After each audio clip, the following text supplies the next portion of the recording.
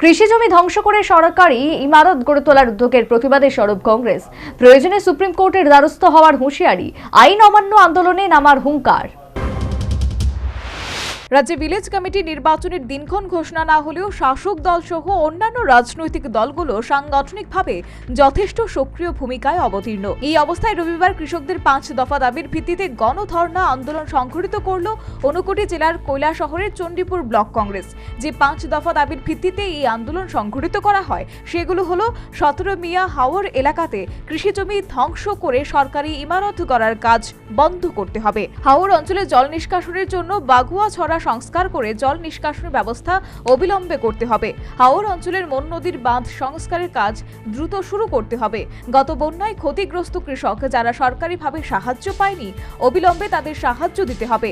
হাওর অঞ্চলে অবিলম্বে একটি হিমঘর তৈরি করতে হবে। কৃষি জমিতে সরকারের এই নির্মাণের ফলে কি লাভ লোকসান হবে, প্রশাসনকে এর ব্যাখ্যা দিতে হবে। অন্যথায় আইনি পথে যাওয়ার বার্তা দিয়ে নিজ ভাষণে প্রয়োজনে সুপ্রিম কোর্টের কড়া হুঁশিয়ারি দিলেন কংগ্রেস বিধায়ক বীরজিৎ সিনহা। কৃষকদের সঙ্গে এবং আমাদের সঙ্গে বসতে হবে, ব্যাখ্যা দিতে হবে এই প্রজেক্টে কি লাভ কি লোকসান পরিষ্কার থাকতে হবে। যতক্ষণ পর্যন্ত পরিষ্কার থাকবে না, ধামাচাপা দেবে কংগ্রেস পার্টি, কিন্তু আমরা বসে থাকবো। প্রয়োজনে আইনের আশ্রয় নেব, লোয়ার কোর্টে যাব, লোয়ার কোর্টে যদি আমরা পরাস্ত হয় হাইকোর্টে যাব, প্রয়োজনে সুপ্রিম কোর্টে যাব। তার জন্য আমরা প্রস্তুত রয়েছি।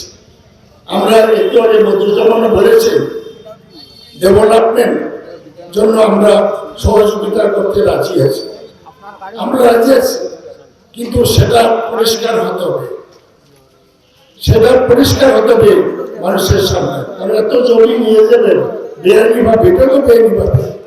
আপনি জানতো একটা পুকুর মাটি ভরাতে পারবেন সরকারের পারমিশন ছাড়া, কৃষি জমিতে জলাশয় করবেন, এটাও আইনি করবেন। দলবাজি অথবা জুলুমবাজি করে মানুষের মুখের গ্রাস কেড়ে নিতে দেওয়া হবে না, তা জানিয়ে প্রয়োজন সাপেক্ষে আইন অমান্য আন্দোলনে নামার হুঙ্কার দিলেন বীরজিৎ সিনহা। প্রয়োজনে আমরা এডিএম অফিসের সামনে বা ডিএম অফিসের সামনে হাজার হাজার লোক নিয়ে আমরা আইন অমান্য করব। কারণ এইভাবে জোর জবরদস্তি করে দলবাজি করে মানুষের মুখের গ্রাস কেড়ে নিতে দেব না।